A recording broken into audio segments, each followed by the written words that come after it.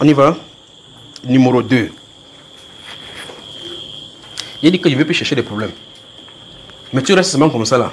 Tout le monde pose la question que frère, Seigneur, qu'est-ce qui arrive avec tel frère? Et puis vous voyez, là, c'est comme si on a placé une caméra. On commence à filmer les événements. Je n'aime plus, il n'aime pas ces choses là maintenant. C'est qu'il va commencer à me concentrer sur mon douleur que la soeur Grâce me donne. Quand il doit dire Seigneur, je te rends grâce pour mon douleur, je mange tranquillement, que tu sens. Parce que ça me pose problème. Vous remarquez que ceci, regardez, deuxième. Un frère, ça c'est un frère du Maroc. Un frère du Maroc. J'étais en train de le surveiller. Et je vois que la bénédiction, là, Dieu là, lui a donné la bénédiction et c'est là éloigné de Dieu. Donc ça c'est un frère qui est au Maroc. Vous remarquez, il dit le pays de façon spécifique. Pour que lorsque la personne va entendre, il sait que c'est de lui dont je suis en train de parler. Donc je suis en train de le surveiller pendant qu'ils sont en train de prier. Il observe, j'observe ses voix, il observe. Je vois comment à un moment donné, Dieu l'a béni. Quand Dieu l'a béni, j'observe la marche. Je vois que cette bénédiction, ça a été cause. Vous savez ce qu'il fait, frère? Il dit qu'il veut saccager la bénédiction. Amen. Donc c'est mieux, non, frère? Amen. Vous savez, vous me suivez, n'est-ce pas? Donc, il dit, ok, Seigneur, je me tiens ici. J'enlève ce que tu lui as donné.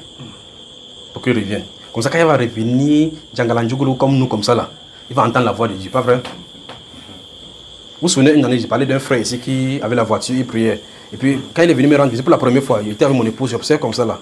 Il partait de l'accompagner au portail. Et puis, il dit, ok, que le Seigneur te bénisse. Puis, surtout, une vision se pose à côté de lui, je vois. Il dit, c'est quoi ça? Je le vois. Je vois avec.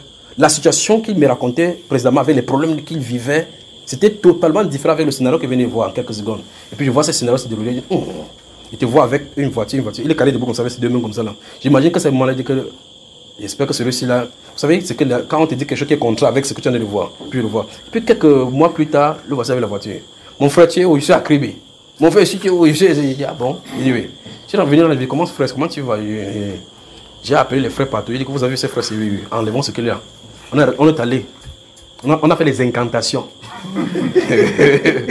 On a enlevé, oui. Vous avez peur de ce mot. On a fait les incantations sur lui. On a parlé sur son nom. Voilà.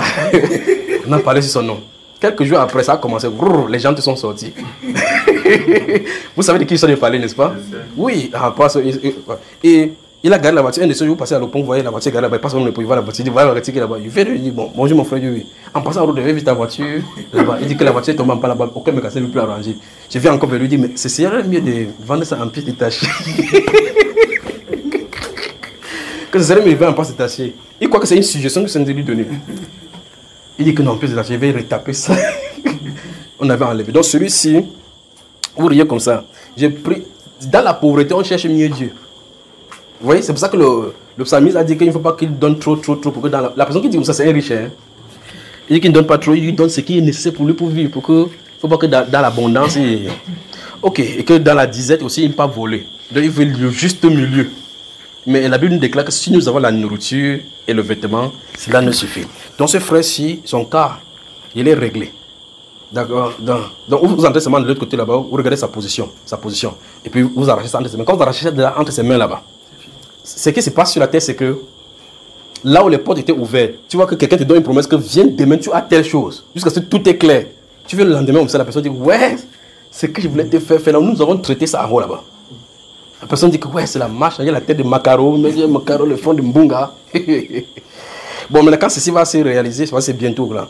Je vais revenir vers vous pour cela. Donc un frère du Maroc, la bénédiction l'éloigne de Dieu. C'est le deuxième.